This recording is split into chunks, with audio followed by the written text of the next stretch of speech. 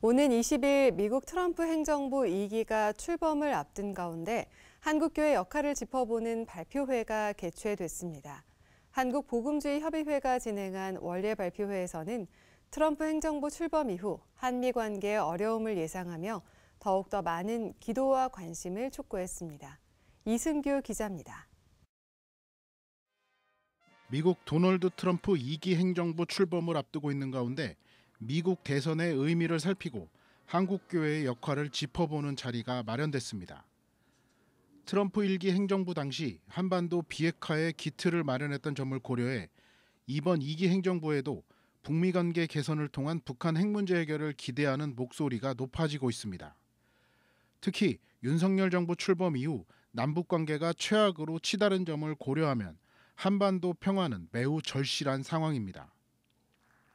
한국복음주의협회가 진행한 원래 발표의 발제자로 나선 이화여자대학교 북한학과 박원권 교수는 트럼프 대통령이 지도자끼리 직접 대화를 통해 문제 해결에 나서는 대통령 중심 외교로의 복귀를 전망하면서도 북핵 문제 해결은 우선순위에서 밀려날 수도 있다고 전망했습니다. 트럼프가 발표한 대외정책 공약 중 북한 문제를 포함한 대북 정책은 포함되지 않았다는 이유에서입니다. 박 교수는 이런 이유로 트럼프 대통령이 북핵 문제를 적극 해결하기보다는 현상 유지에 머물 가능성이 높다고 내다봤습니다. 박 교수는 그러나 트럼프가 2기 행정부에서는 외교 분야에서 노벨 평화상 같은 유산을 남기기 원할 수 있다며 이를 잘 이용하면 꽉 막힌 한반도 평화가 뚫릴 수도 있다고 말했습니다. 그렇지만 하나님이 또 이 사람을 향해서 쓰신다면 기존에 이렇게 꽉 막혀있는 남북관계, 저는 북한의 김정은 체제 자체가 있는 한 정말로 한국 남북관계가 개선이 되거나 북한의 비핵화가 될 거라고 생각하지 않습니다. 그러면 이 기존의 70년 이상이 됐던 판을 흔들 수 있는 사람은 또 트럼프입니다. 박 교수는 이어 트럼프 행정부 2기 출범 직후 시작할 대북 정책 검토에서 북한의 완전 비핵화라는 목표가 포함되도록 한국 사회와 교회가 노력해야 한다고 덧붙였습니다. 박 교수는 이 밖에도 트럼프 대통령 시대에는 한미 관계도 어려울 것이라고 전망했습니다. 미국 우선주의를 내세운 트럼프 대통령이 한국의 방위비 분담 비용의 대폭 증대를 요구하는 등 만만한 상황이 아닐 것이기 때문입니다.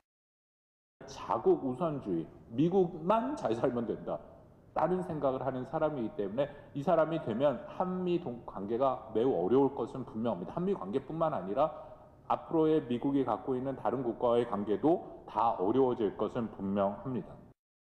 박 교수는 우리나라 역시 동맹과 북한 문제를 포함한 중요 의제는 주고받기식 협상을 전개해야 한다며 무엇보다 한반도 안보의 주 책임은 한국이라는 점을 부각해야 한다고 말했습니다.